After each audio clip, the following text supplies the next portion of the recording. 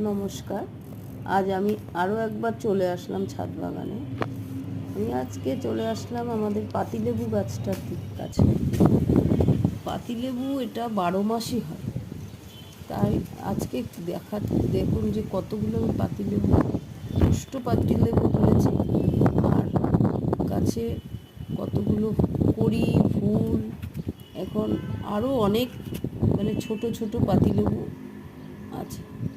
এইগুলো হচ্ছে আমার বড় পাতিলেবু তোলা হয়েছে, এইগুলো তুললাম। আর ছোট কড়ি, ফুল সব এগুলো এখনও গাছে ভর্তি। দেখুন কত ছোট ফুল, আরও হয়ে রয়েছে কত ফুল, কত কড়ি, ফুল আছে, কড়ি আছে, ছোট লেবু কত হয়েছে, এখনও 12 মাসই হয়।